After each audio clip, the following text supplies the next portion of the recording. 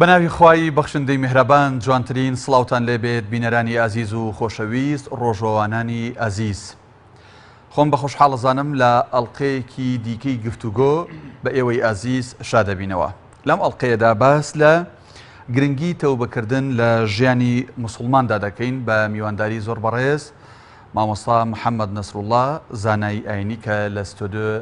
لە خزمەتیان. مامۆستا گیان بەخێر بیت. ئەگەر لێەوە دەست پێ بکەین مامۆسای بەڕێز، تەوبەکردن یان تەوبە، پرۆسەی تەوبە چییە و کێ دەبێت تەوبە بکە؟ ینی ئەو کەسە چێیە کە دەبێت تەوبە بکە؟ حەزەکەین ئەومان بۆ ڕوونکەیتەوە بۆ ئێمە بۆ بینەرە. بسم الله الرحمن الرحيم الحمد لله رب العالمين والصلاة والسلام على خير خلق الله محمد وآله وصحبه أجمعين. خواهی گەورە طاعت و عیبادەتی ئەم وڵایەکمان قبول کات و شایستەی ئەوە بین کە دیاری و ویسامی چوونە بەهشتمان لە دەریای ڕەیانەوە پێ بدرێ ئینشاءالله. و هەر لەم ڕۆژەشدا کە ساڵیادی وفات و کۆچی زانای گەورە مامۆستا شێخ محەممەد بەرزنجیە، داواکارین لە خوای گەورە ئینشاءالله لە بەهشتی بەرینە پلەی بەرزی پێ بدات، هەروەک چۆن لە ماوەی پێشوشە زانایەکی تری گەورەی گەلەکەمان دکتۆر مستەفا زەڵمی وەلای خوای تەعالا گەڕایەوە و ئەو زانایانە حەقیان بەسەر هەمومانەوە هەیە بە تایبەتی ئێمەی زانایان. لە ڕاستیدا تەوبە خۆی بۆ خۆی پرۆسەیەکی گەورەیە و ئەو دەرگایەیە کە لە لای خواوە بۆ خۆی دەرگاکەی واڵا کردووە، شەوتا بەیانی کراوەیە، دەستی لێخۆشببوونی خوای گەورە و پەروەردگار کراوە و واڵایە بۆ ئەو کەسانەی کە بە درێژایی ڕۆژ گوناه و تاوانیان کردووە، خوا لە شەوە لەیان خۆش دەبێت. و لە ڕۆژیشدا هەمان دەرگا بە جۆرێکی ترکراوەیە و دەستی لێخۆشببوونی خوای گەورە، میهرەبانی و ناستکی خوای گەورە بەرامبەر بە تەوبەکاران واڵایە بۆ ئەوانەی لە شەوە گوناهیان کردووە. لەحظەیەک نییە لە لەحظاتی زەمن و کاتە کە دەرگای تەوبە بەڕووی گوناهباران و خراپەکارانە داخرابێت. بەس تەنها ئەوەندەی ئەوێ ئینسان هەستێتە سەر پێ، ینی ئەوەندە قەناعەتی بەخۆی هەبێ، متمانەی بەخۆی هەبێ، هەستێتە سەر پێ بۆ لای خوای گەورە ئەڕوا بەرەو پیری. ئەگەر هەنگاوێک بۆ لای خوا بنێت، خوای گەورە بە ڕاکردن بەرەو پیری دەڕوات. لەبەر ئەوە تەوبەکردن خوای گەورە زۆر ینی حەز ئەکا و پێی خۆشە مامەڵە لەگەڵ تەوبەکارانە بکە. هەروەک لە سەرەتاوە حەزەکەم ئەو شیعرەی مەحوی خوا لێی خۆش بێ کە ئەڵێ خۆشترە عوزری گوناهباران لە سەد زیکری ڕیا. ئەو کەسەی کە عوزر ئەهێنێتەوە بۆ خوا و بەناسکی ئەپاڕێتەوە لە خوا کە خوا لێی خۆش بێ، کە گوناهێکی زۆر زۆری کردو بەڵام ئێستا عوزر ئەهێنێتەوە، عوزر خوایی بۆ خواکە لای خوا لە سەد زیکری کەسێکی ڕیاباس کە ئەچێتە مزگەوت و لە پێشەوە خەڵک فری و ئەدا و لە بازار و لە کۆمەڵگادا لای خوا ئەمە خۆشترە، ئەم بە نەرمی عەفو عەفوە ئەو بە توندی عەفعەفە. ئەم کەسە تازە تەوبەکارە زۆر بە نەرمی لە دەرگای مەغفیرەتی خوا ئەدات. خوای گەورە ئەم تازە هاتووەی زۆر پێخۆشە، هەتا کەسێک لە خۆی بایی بووە ئازانێ بە چەند ڕکات نوێژێک و عیبادەتێ بە توندی لە دەرگای خوادا، ئەم بەناسکی مامەڵە لەگەڵ خواکە. ئەنی بە جۆرێک ئەوەی تر وەکو بڵی منەتێکەکە. بەڵێ منەتێکی تایە، لە خۆبایی بوونێکی تایە، چونکەی تەوبەکردن جۆرێکە لە شکانەوەی دەرونی ئینسان، ینی خۆی لە بەردەمی خوادا ئیتر بە زەلیل و عەبد دەزانێت. بەزەم جۆرێک ئەتوانی بڵێ لە شەیتانەت خوا نەخواسە، شەیتان وەکو ئیبن جەوزی لە کتێبی لەو کتێبەیدا کە باسی تەدلیسی شەیتانەکە، تەدلیسی ئیبلیسەکە بۆ زاهید و بۆ عارف و بۆ ئەهلی تەسەوف و بۆ بازرگان و بۆ عالم و بۆ هەمووی، بۆ هەر یەکێک بە جۆرێک دێ، بۆ عارف و خواناسەکانیش کە ئاگایان لە خۆیان نەبێ جۆرێک لە غروریان بۆ دروستەکە، بە توندی ئەکێشن بە دەرگای مەغفیرەتی خوادا. خوش ئەوەی پێ ناخۆشە وەکو مەحوی ئاماژەی پێدا ئەبێ بەناسی داوای عەفو بکەی لە خوا. زۆر باشە. مامۆستا جەنابیشت ئاماژەت بەوە کرد کە کەسێک کە تاوان ئەکا و تاوانبارە، ئەگەر ڕۆژ بیکە شەوی بۆ واڵایە، گەر شەو بیکە ڕۆژی بۆ واڵایە بووی کە تەوبە بکە. بەڵام بۆ ئێمە مەفهومی تەوبە، پرۆسەی تەوبە بەس ببەستینەوە بە کەسی گوناهبارەوە، یعنی لە بەرامبەر تەوبەیە دائیمەن کەسی گوناهبار هەبێ، کەسێک بێ کە تاوانی کردبێ. خۆ پێغەمبەر صلی الله علیه و سلم دائیمەن لە پرۆسەی تەوبە و ئیستیغفارا بووە. بۆ چ جیاوازیەک هەیە لەو بینەیە؟ بەڵێ تەوبەکردن ئێستا ئەم شوشەکە ئێمە لە بەردەممانایە هەرچەنە ئەم شوێنەش دابڕاوە لە فەزای دەرەوە بەڵام هەشتی لەسەر دروستەوێ و دوای ماوەی پێویستی بە خاوێنکردنەوە هەیە ئینسان بە دڵ مامەڵە لەگەڵ خواکە کابرایەک هاتە مزگەوت وتی یا شێخ من ماوەیەکی زۆرم بڕیوە هەتا گەشتوم با بێمە پێشەوە وتی ئەم کارە ئەم ڕێباز و کاروانی خواناسیە بە بڕینی قەتعی مسافات نییە چەند کیلۆمەتر چەند هەزار و بڕی بێ هەنگاونانی دڵی ئەوێ دڵ بە دڵ هاتبی ئیتر لە هەر شوێنێکابی کێشە نییە ئەم تەوبەکردنە مامەڵەکردنی دڵە لەگەڵ خوا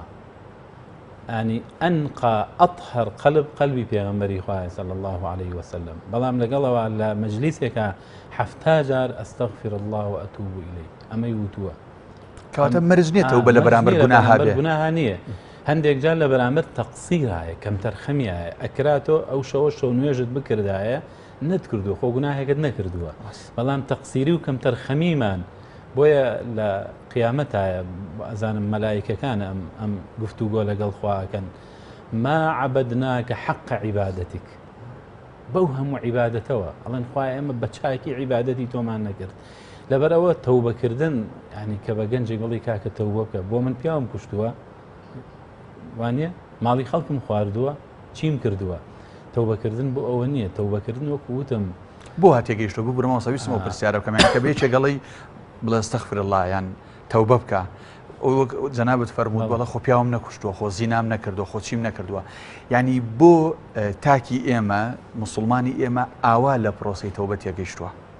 بەشێکی لەوە چێ خەتای خۆمان بێت مەفهومەکەمان وا بڵاو کردوێتەوە تەوبە تەنها لە مقابلی گوناهی گەورەدایە مەبەست خۆتان مامۆسانی ئاینی کۆمەڵگاش بەگشتی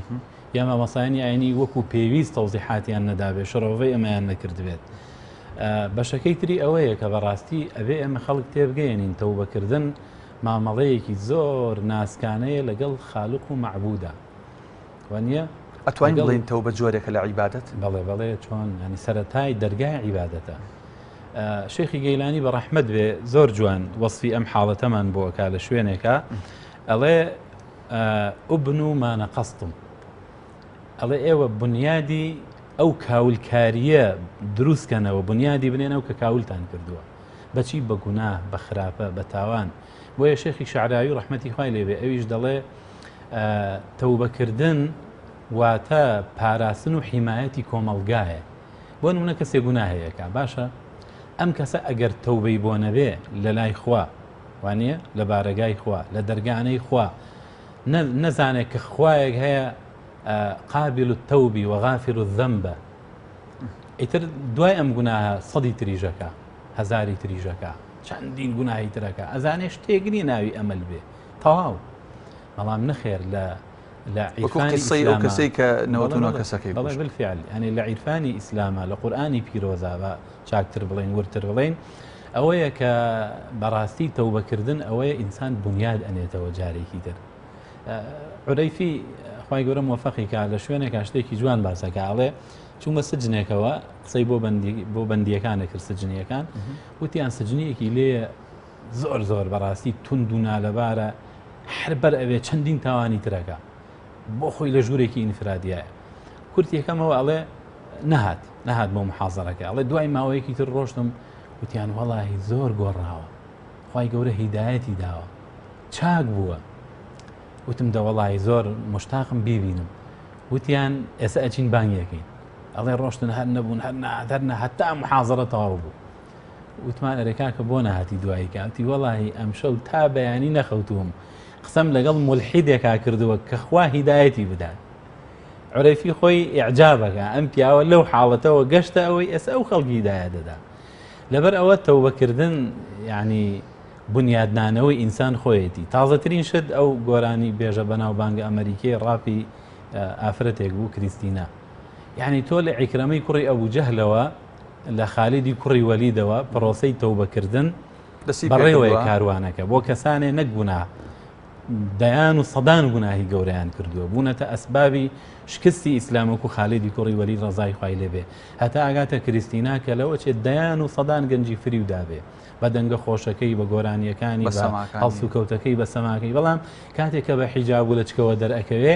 لەم لاوە عیزت بۆ مسلمانان و بۆ ئیسلام دەگێڕێتەوە کەوابێ ئەم پرۆسەیە پرۆسەیەکی بەردەوامە. باش وێنێکی تریەتە پێشتە مامۆستا، ئەنی زۆر جار ئێمە وا تێگەیشتوین یان وا تێگەێنراوین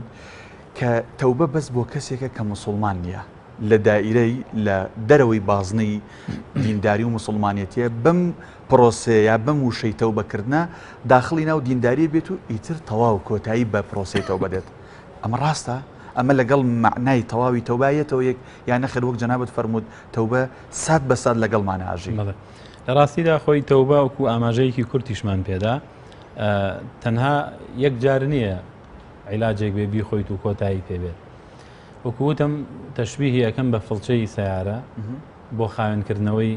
جامەکانی و شوشەکانی هەموو کاتێک بەکار دەهێنرێ بۆ خاوێنکردنەوەی ئەو دڵ و دەروونەیە کە بە بینینی گوناهەیەک بە نەزەرێک بە فلیمێک بە شتێکی ناڕەوا و ناوبەجێ بە بیستنی هەموو بینین و بیستن و دەستلێدان و خواردن و حرەکەت و جوڵەیەک لەسەر حسابی دڵی ئینسانەکەوێت یەکسەر ڕەبتی مباشری بە قەلبەوە هەیە. ئەم قەلبە بە بینینەکان بە بینینی شتە ناشەرعی و حرامەکان هەستەکا پەردەیەکی ڕەش لەسەری دروسە بێ ئەگەر بەردەوام بێ لەسەری کەوا بوو تەوبەکردن یەک جار نییە بۆیە پێغەمبەری خوا صلی الله علیه وسلم زۆر تەواب بووە کەیتر سیغەی مبالغە تەواب یعنی زۆر بینە سەر پرسیاری تایبەتمێ لەسەر پێغەمبەر صلی الله علیه وسلم لەگەڵ تەوبەیە لە قورئانی پیرۆزە ئاەتێکەیە و چەند جاریش دووبارە بۆ تۆ باس لەوەکە کە هەموو کەس یا وا تێگەێنراوین یا وا لی تێگەیشتون با بڵین هەموو کەس خی گەورە لی خۆشە بێ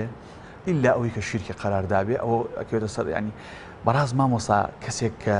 ئەکەوێتە حاڵەتی شیرکەوە جا شیرکەکە بچووک بێیان گەورە بێ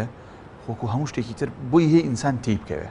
ینی کە کەسێک مشریک بوو کەوتە شیر حاڵەتی شیرکەوە ئیتر ئەمە مەویز ببێ لەوەی کە خی گەورە لی خۆش نابێ یان نەخێر ئەمیش دەرگای تەوبەی هەر بۆ کراوەیە. شرک دوو جۆرە شیرکی ئەکبەر و ئەسغەرمان هەیە ئەگەر شیرکی ئەکبەر بێ لەسەری بمرێت ئەوە لە ئاگری جەهەنەمایە کاتە ئەگەر لەسەری نەمرێت پێشەوە تەوبە بکە ئیشاڵڵا خوا لێی خۆشە بێ ئەو هیچ کۆڵێ یەک زەڕەگمانی تیانە. والذين لا يدعون مع الله إلها آخر ولا يقتلون النفس التي حرم الله إلا بالحق ولا يزنون كسي أمانة نكا يعني أجر كردبني وياسة توبة بكا أو خواهي قولي لي خوشة بي نق لي خوشة بي هر لدوايم آياتاني أفرمي يبدل الله سيئاتهم حسنات أو عند خواهي قولا ما مليكي كريمانة ورحيمانة أكا لقل أمجورة كساناكا شرکی قرار داوە زینای کردووە خەڵکی کوشتووە ڕیبای خواردووە تاوانی کردووە و نمونونەکان زۆر زۆرن بۆیە خی گەورە لە قورئانە لەگەڵ باسکردنی ئەمانە نایەت نمونە بهێنێتەوە چکە نمونونەکان زۆر زۆرە لە هەموو سەردەمێکا بە هەزاران نمونەی لەو چەشنە هەیە گرنگی یاسا قورئانیەکەیە ئەوەی کە ئەم تاوانانە ئەکا خوا مامەڵەیەکی لەم جۆرەی لەگەڵاکە يبدل الله سيئاتهم حسنات. ئەمە لەسەر ئەمە زیاتر بۆستین مامۆسات چۆن ینی لەوانەیە کەسێک کە هەر لە بنەماڵەیەکی ئەوی ئەوترێ ئاین پەروەرەوە دیندارەوە گەورە ئەبێ هەتا ئەو کاتەی ئەمرێ لەوانەیە ئەم پرسیارە بێ بە مێشکی هەر یەکێک دەوی کە ئێستا من و تۆ بینی و ئەم بەرنامەیە بینێ بڵێ باشە قەتڵی کردووە زینای کردووە هەچی شتی خراپە کردوێتی هەچی شتی خی پێی ناخۆشە کردوێتی بەس کە تەوباکە هەموو ئەمانەی بۆ ئەگۆڕێ وەک ئاەتەکە فەرمێ بە چاکە چۆن ئەمەمان لێ تێکەڵ نەبێ لەگەڵەوەی کە بڵین ئەمە جۆرێکە لە زوڵم خی گەورە لەگەڵ عەبدەکانی خۆی ئەیکا حەزەکەم ئەو بۆ بینەراوە بکەیتەوە.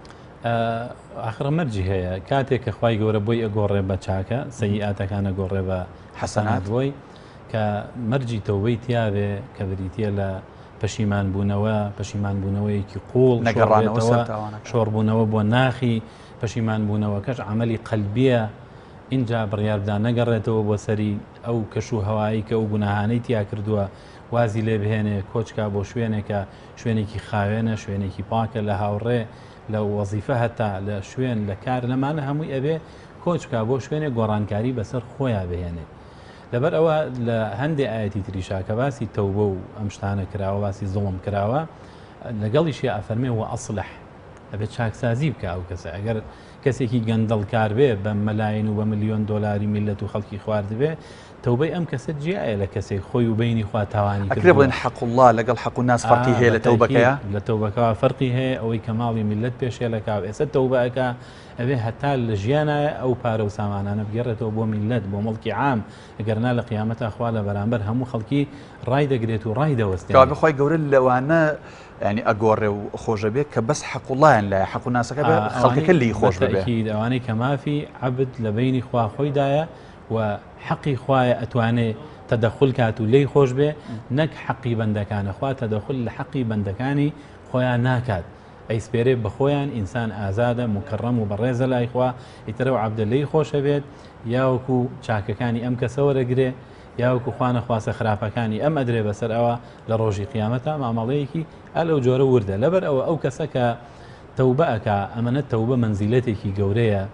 آخر تەوبە ینی گەورەیەکی لەوەدایە ئینسان زۆرمانەوە لە پلەکانی عیبادەتە ئەگەر نەچێ بۆ پلەیەکی ترۆکو ئیبن قەیم بەڕەحمەت بێ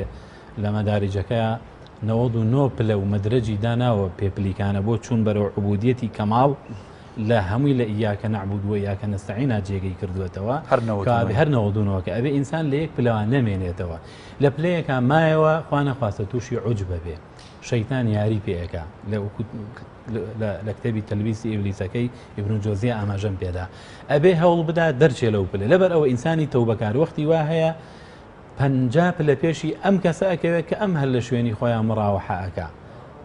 مڕاوەحە ئەکات و دانیشتووە لەبەرەوە عولەما گەورەکانی ئیسلام عاریفەکان لەگەڵ ئەوە کە عالمی ئەهلی حەدیث و عارفی گەوری ڕەبانی بوون لە دەوری کەعبەدا بەوە شتێریان نەخوارد هاتوون جیهادیان کردووە زانیوانە پلەی جیهاد و بەشداریکردن لەگەڵ مجاهدینە ئەمە پلەیەکە بە عیبادەت لە پەنای کەعبە و حەرەمەینا دەست ناکەوێت ئەبێ ئەمەشیان هەبێ اینجا ئەتوانن سەرکەون بۆ پلەکانی تەماڵی عبودیەت تا چەند کۆکی مامۆسای بەڕێز لەگەڵ ئەوەی کە گەنجێک لە سەرەتای پێگەیشتنی و لە ئەوەی کەوترە لە هەڕەتی لاوێتیە سەرقاڵە بە تاوانەوە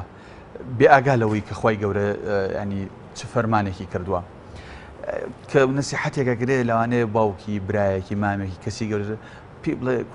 جارێوازی لێ بن خۆ گەنجە ماوێتی تەمەەن ماوێتی تەوبە بکە ئەم وشەی کە ئێمە فێر ببین تاوان بکەین یا بیر لەوە بکەینەوە تاوان بکەین خۆجارێت تەمەمان ماوێتی دوایی تەوبە یەکەکەین ئەوی کەوترێت 100 گوناح و یەک تەوبە لەسەر ئەمە قسە چییە؟ ئایا خوای گەورە مۆڵەتەدا کە ئەو کەسە 100 گوناهەکە بکات و دوای تەوبەی بنسیب بێ فریای تەوبە ئەکەوێت کەس نازانێت لەبەر ئەوە ئەبێ سەیری ئەو حاڵەتانە بکەین کە چەندین گەنج و لاو لە بەردەمی فلیمە ئیباحی و کەناڵە ئیباحی و خراپەکاندا ڕۆحیان سپاردووە بە خەجاڵەتی و بەڕووی ڕەشەوە گەڕاونەتەوە فریای تەوبە نەکەوتوون فریای سڵحی لەگەڵ خوا نەکەوتوون پێغەمبەری خوا صلی الله عليه وسلم مەدحی گەنجەکانەکا و دەفەرمێ شاب نەشأ في عیبادة الله لەژێر عەرشی سێوەری خوادایە لەو ڕۆژەدا کە هیچ سێوەرێکی تر نییە تاموچێژی عیبادەت لە گەنجیدایە تاموچێژی عیبادەت و خواناسی و کامەڵبوون و چوون بەرەوخوا لە گەنجی ئادەسەکەوێ لە پیریە ئینسان هەر تاقەتی عیبادەتی نییە لەزەتی لێ نابە تووڕە ئەبێ بێتاقەت ئەبێ ناڕەحەت ئەبێ لەبەر ئەوە بەڕاستی هەم تەندروستی ڕێنایە هەم جسمی ڕێگەی نایە زۆر ئەو ڕێگرانەی کە ناتوانێت لەزەت لە تاموچێژ لە عیبادەتەکانی بەرێ لەبەر ئەوە کەوابوو تەوبە قورسە لەم سەردەمەدا ڕاگرتنی بام قسە بکەین ڕاگرتنی تەوبە بۆیە جەلالەدینی مەولانا جەلالەدینی ڕۆمی بەڕەحمەت بێ باسی گەنجەیەکە لە پێش ئیسلامە کە ناوی نەسوح بوو ئەم گەنجە ئەڵێ ئەم گەنجە زۆر جوان و ئەوە بوو ڕیشی نەبوو کۆسە بوو چووە شارێکەوە لەو شارەوانە یانە ناسی چووە حەمامی ئافرەتانەوە ئیشیە کرد شەیتان فێڵی لێ کرد و بردی ئەو شوێنە و ئەیزانی کە تاوانیشە چەند جارێت تەوبەیە کرد و تەوبەکەی پێڕانە ئەگیرە ئەمڕۆ خەڵکێکەیە ئەڵێ ماوەسا دەستنوێژم پێڕاناگیرێ 1000 جار بیەخەی ماوەسا ئەگرێ بۆ دەستنوێژێ بەس خەڵکێکمان هەیە تەوبەیان پێڕاناگیرێ چۆن کێشەی ئەم گەنجانە چارەسەرکەین چۆن ویان لێ بکەین دوای ڕەمەزان لەچکەکەی بکە باڵاپۆشیەکەی بکە نەڕواتەوە بۆ عارق و مەشروب خواردن نەڕواتەوە بۆ حاڵەتی خراپەکاری جا منەوە بکەم بە پرسەر لە تۆ چۆن گەنجێک بتوانێت تەوبەکەی ڕابگرێت ئەوە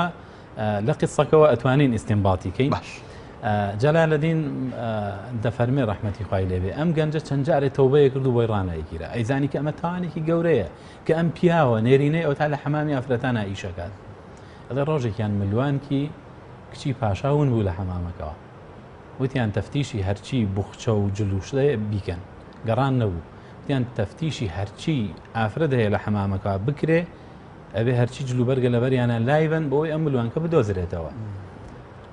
ئاوا سێرێکی ئاسمانی کرد و وتی ئەمەی ترخوا ئەوێ زلەم لێ بدا خوایە فەسحم مەکە مەرج بێ قەرار بێت تەوبەی نسوحکەم لە خزمەتە جارێکی تر نەگەڕێمەوە بووی تەوبەی یەکجاری ئەڵێ کە ئیتر جاڕەکەیاندا و حاڵەتەکە ئاوا بوو تر ناوی ئەویشیان خوێندەوە کە تەفتیشی بکەن بورایەوە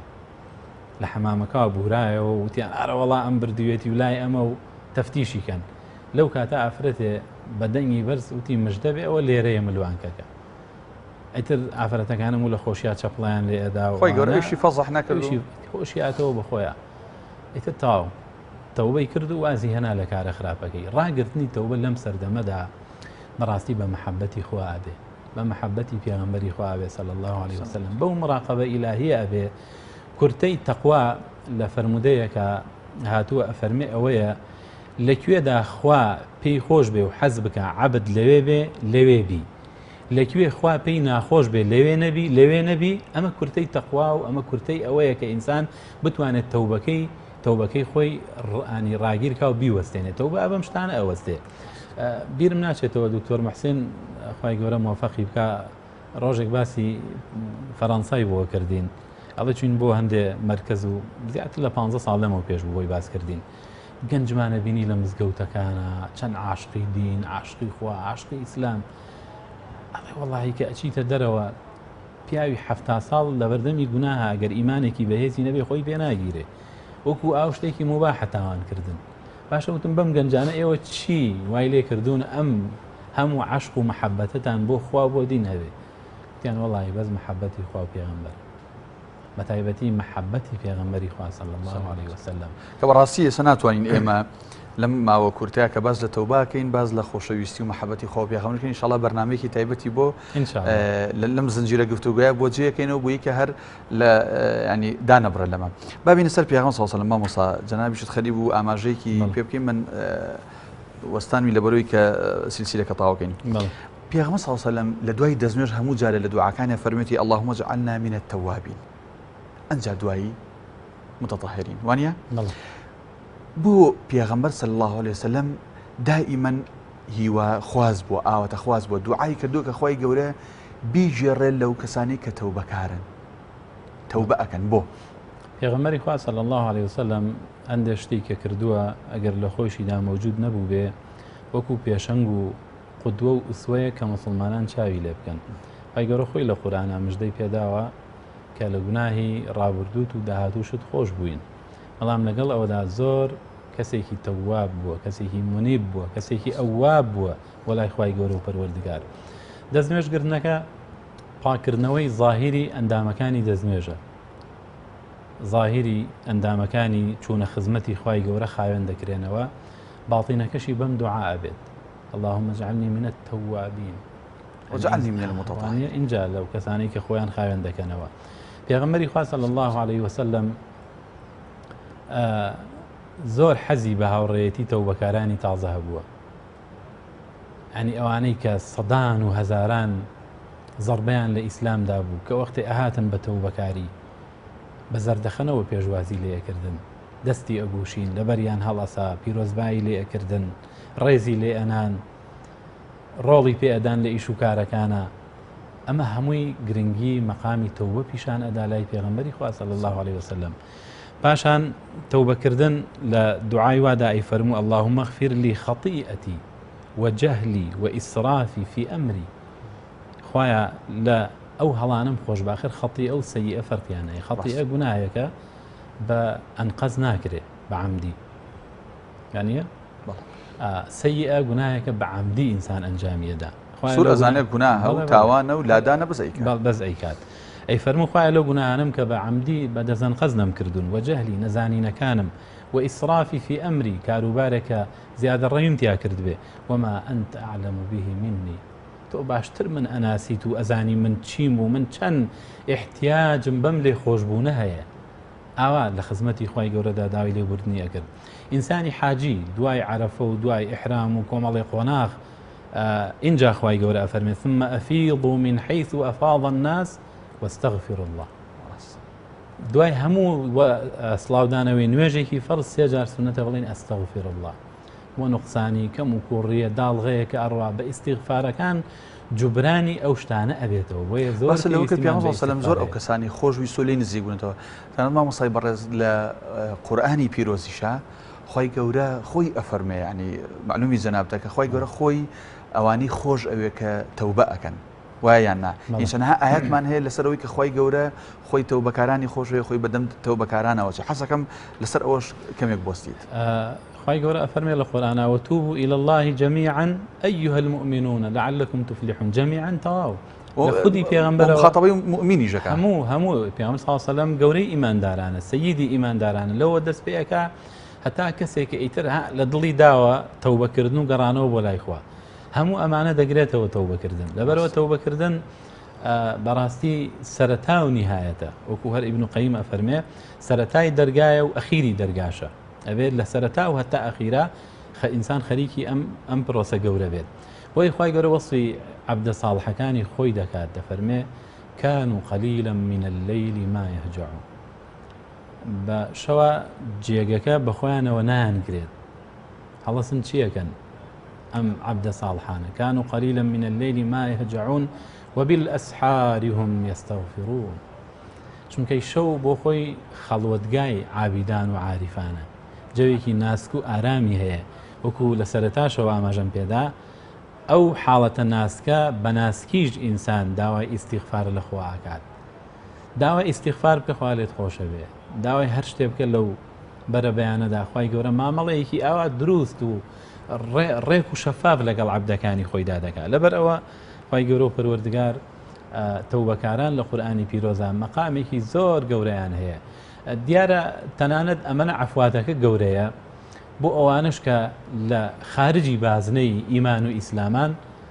ڕویان تێکات و ئەفەرمێ قل يا عبادي الذين أسرفوا على أنفسهم لا تقنطوا من رحمة الله إن الله يغفر الذنوب جميعا پێیان بڵێ ئەی پێغەمبەر صلی الله عليه وسلم بەو بەندانەی کە ئیسرافیان لە خۆیان ناکردووە ئینسان ئیسراف لە خۆیدا بکات تەواو ئەبێ ینی خەسار ئەبێ خۆی بەزایە ئەدا ئیسراف لە خۆدا ئەوەیە بە گوناه و بە تاوان خۆی ئەکوژێت و خۆی لە ناو ئەبا جا ئەو کەسانە کە ئیسرافیان لە خۆیان ناکردووە با ناومێد نەبن لە ڕەحمەتی خوا هەمیشە مەقامی ئومێد و ڕەجا گەورەترە لە مەقامی هەتا خەشیە و خەوف هەر مەولانا جەلالەدینە ئەڵێ ڕۆژێکیان ئیسا پێغەمبەر ئەگریە پێەکەنی زۆر پێەکەنی دەم بە زەردەخەنە بوو یەحیاش سەلامی خوای لەسەر بێ ئەگریە کابرای ئەوتی باشە داخۆ ئەم دوانە کامیان مەقامیان بەرز بێ لای خوا ئەمەیان کار پێغەمبەری خوایە پێەکەنی و ئەمیشانەت پێغەمبەری خوای ئەگری ئەڵێ دوایی پێی وترا بەم پیاوە خوای گەورە مەقامی هەمیشە ڕەجا و هیوای پێخۆشترە هەتا مەقامی خەوف و بەرەو قنووت و مەئیوس چوون نائومێد چوون و ڕەشبینی بۆیە ئەوانش کە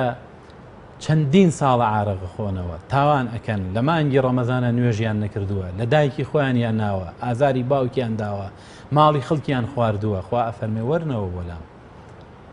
قل يا عبادي الذين أسرفوا على أنفسهم لا تقنطوا من رحمة الله إن الله يغفر الذنوب جميعا خوا لهمو گوناها كان خوش دەبێ گەورە بچووک ئاشکرا بەڵام لەمان تێکنەسیۆک ئاماژەمان پێکرد ئەوانەی حەق و ناسیتیایە مەرجەکانی تەوبەی تیاوێ بە دڵنیاییەوە خوای گەورەش بۆی ئاسان ئەکا و چەندین نمونە هەیە بەرنامەکە کاتەکەی کەمەکە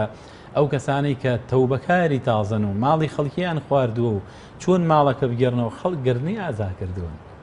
خەڵک پیرۆزبایی لێ کردوون زۆر باشە کات دەرفەتمان نادا چەند پرسیاری کە ماوە با من لە خزمەت بەڕەسە بیان کەم بووی کە بتوانین ئیسفادەیەک لە وەڵامەکانی بەڕێزت وەربگرین دەکرێت بڵین مامۆستا مرۆڤ لە ساتی لە چرکە ساتی تەوبەیە مرۆڤێکی زۆر پاکە ئەمە بەشە لە پرسیارەکەم بەشێکی تر ئایا تەوبەکردن بۆ ئەوەیە کە ئینسان کە خی گەورە ئەفەرمێ بۆ پاکبوونەوەیە بۆ ئەوەی جاریکە خی گەورە ئەم کەسە وەربگرێتەوە یان بۆ ئەوەیە ئەم کەسە ئاشت بێتەوە لەگەڵ خی پەروەردگارە. وڵای چرکەساتی تەوبەکردن لای عەبدەکەش و لای خوش ناسکترین و جوانترین چرکەساتە. ینی زۆر ئەو کەسە ئەوکووتم چەندین قەدەم و هەنگا و ئەبڕێ بە تەوبەکەی بۆ لای خوا کە لەوە چێ بەکاری تر نەتوانێت ئەوەندە پێشکەوێ بۆ لای خی گەورە و پەروەردگار. بۆیە شێخی شعراوی بە ڕەحمەت بێ خەڵک زۆرە چوو بۆ لای تەوبەیە کرد لە هونەرمەند و ئەکتەر و ئەمانە یەکێک لەوانە کە چوو بۆ لای دوای ئەعلانی تەوبەکەی وتوی دەی من داوات لێ ئەەکەم بەدڵ ئێستا تۆ دوعا بۆ من بکەیت. عالمێکی یاوە گەورەی ڕەبانی لەبەر ئەو چرکەسات و لە حەزات و ئەو ڕۆژ و ئەو وەختانەی کە ئەو خەڵکانە تەوبەکەن زۆر گەورن چونکەی وەکو خۆمانەڵین کوردەواری نۆتۆبە شتێکی وای پێ ئەڵێن بەکار نۆتۆبە ئەوە شتێکی وا هەیە هەنی ئەوەی کە تازە تەوبەکە گەڕاوەتەوە ینی تازەی هەڵمی لێ هەڵەسێ تازە بووەتەوە. زۆر باشە مامۆستا لەوانەیە ئێستا یەکێک بپرسێ بۆ خی گەورە بەو گەورەی و عەزەمەتی خۆیەوە پێی خۆشە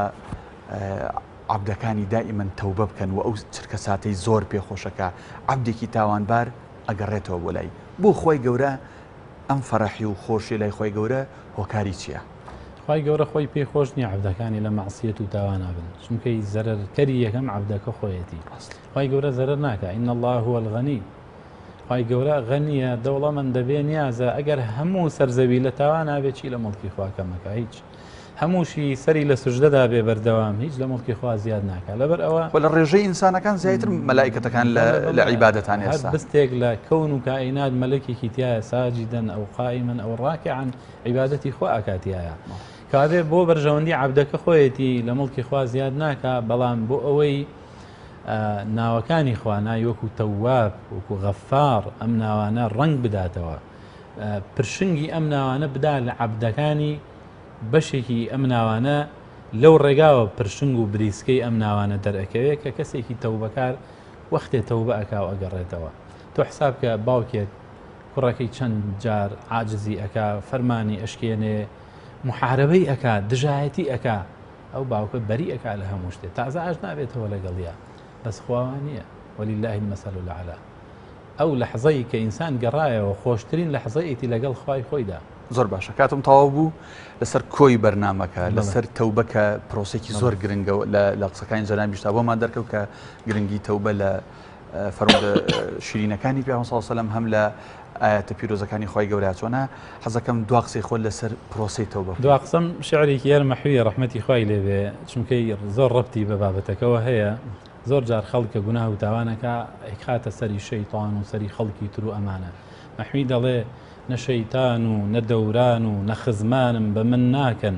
ئەوەی نەفسی خەسیسم مەحویە کردوویە دەربارم. یعنی ئەم نەفسەیە کە لە ناو ناخی ئینسانایە بووەتە وێزگەیەک بووەتە جیهازێک پەیامی و مەسیجی گوناهەکان وەرەگرێت مەسیجی ئاسمان وەرناگرێت ئەبێ دەستکاری ئێرە بکرێت ئەبێ جیهادی ئێرە بکرێت ئەبێ ئەو تەوبە لەگەڵ ئێرەدا بکرێت کە ئێرە خاوێن بوو بەخوانە شەیطان ئەتوانێت شەیطان نەیتوانێت بڕوا بە ڕێگەیەک عومەری کوڕی خەتابی تیاوێ ئەو عومەری کوڕی خەتابەی کە مشریک بوو کە چوو پێغەمبەری خوا شەهید کات و بیکوژێت ئێستا وای لێ هاتووە بە ئیمانە بەهێزەکەی بە ڕێگەیەکە ئەڕوا شەیطان ڕاگە لەو ڕێگایە بەڕاستی ئەو شاعیرە بەڕێزانە زۆر جوان زۆر ناسک وەکو ئاماژەت پێکرد لەم پرۆسانە تێگەیشتون بۆیە بە شیعرە جوانەکانیشان ئاوا وەسفیان کردن و خۆ ئەژووترێت حەدیسی صحیحێکە شەیطان ئەبەسرێتەوە ئەوەی کە ئێستا لەم ڕەمەزانەیە گوناه و تاوانکە بێگومان ئەوەی تر نەفسی زۆر زۆر خراپە مامۆستا جان زۆر سپاس بۆ ئامادەبوون لە ستودیۆ بۆ ئەم گفتوگوی لەسەر تەوبە زۆر سپاس دەکەین یۆی بیاخوا بینەرانی بەڕێز و خۆشەویست زۆر سپاس بۆ بەڕێز مامۆستا محەممەد نەسروڵڵا زانای ئاینی کە لە گفتوگۆی ئەم جارەمانە بەشدار بوو وەڵامی پرسیارەکانی ئێمەی دایەوە ڕۆژووی هەموو لایە قوبوڵ خواتان لەگەڵ